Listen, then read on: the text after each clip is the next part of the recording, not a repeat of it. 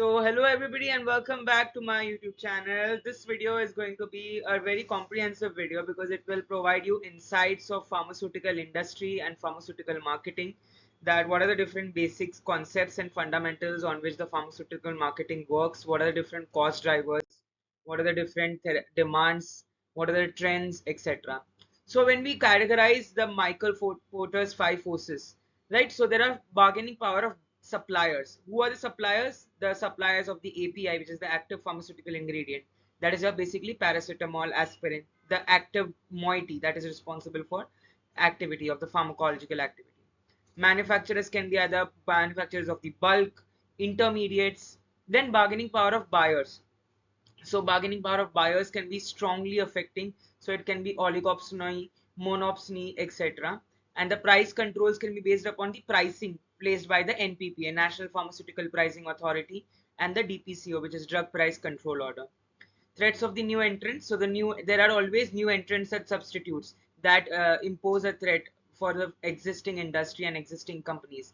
So the well-established players, in order to maintain a position in the market, either bring about something that can be additional product line extension, or they try some push and pull marketing strategies, etc.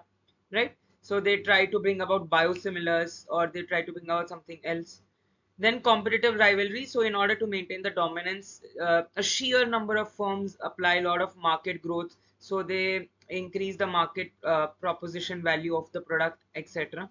Speaking about the global scenario, according to the recent statistics, 2021, around 1.25 trillion of the market size is of the US, and around CAGR of 8% from 2021 to 2025 is being expected, with prominent players like Pfizer, Novartis, Bayer Pharmaceuticals, Johnson and Johnson, and the key geographical locations are United States, Asia Pacific, and European markets. That is, you have European Union, CDSCO, and US FDA as the major regulatory bodies that are playing a control.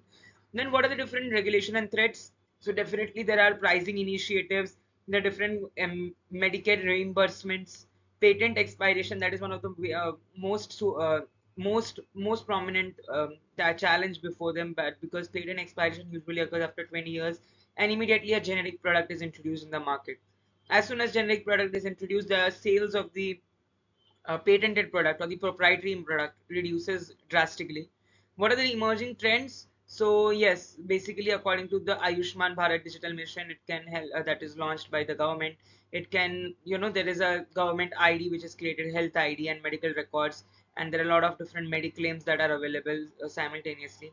There are a lot of startups for biosimilars, biotechnological, biopharmaceutical products, because they have a better personalized approach as well as a better therapeutic activity with reduced side effects.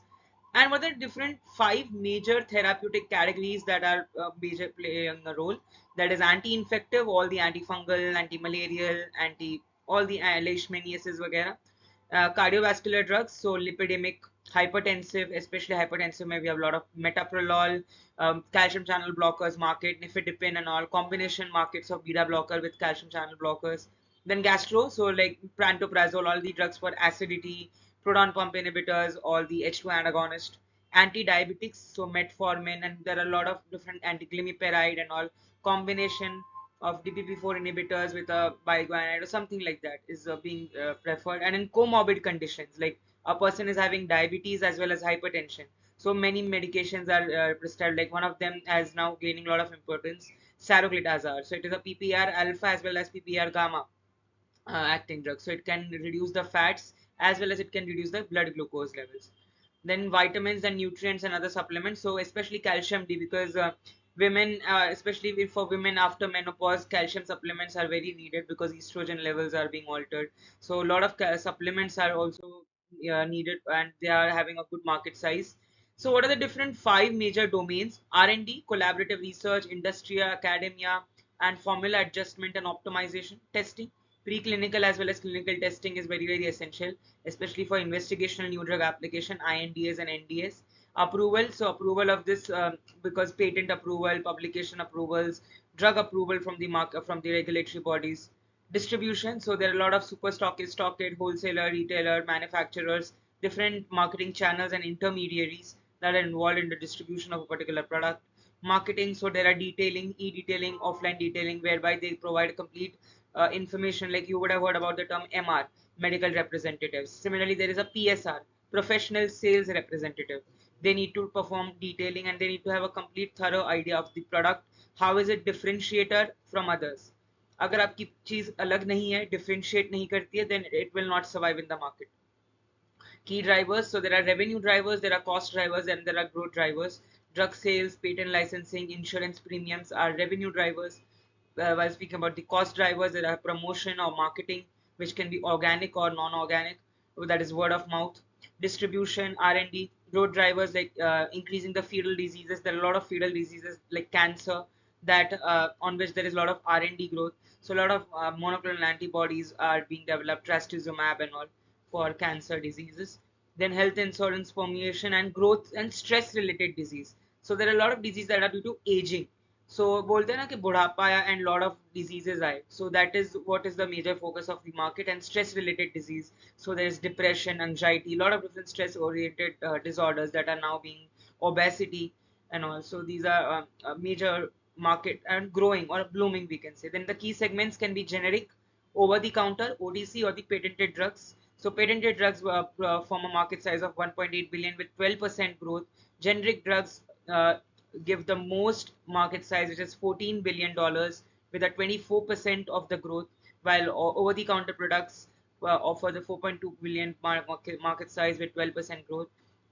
Speaking about the metrics, so industry size is really large. There are a lot of new profit margin and prominent players like Lupin, Aurobindo Pharma, Sun Pharma, Dr. Reddy's Laboratory, and a lot of different other pharma companies like Biocon, like from biopharmaceuticals, are gaining importance. Industry characteristics, if we talk about, so there are a lot of big players as well as small players that are being merged, or there are, we can observe mergers and acquisitions. If speak about the market trends, now there are a lot of pharmaceutical companies that are being gaining a lot of importance. So that's it for today's vlog. I hope that you all would have got insights on pharmaceutical marketing. Do like, share, subscribe my channel for more such upcoming vlogs.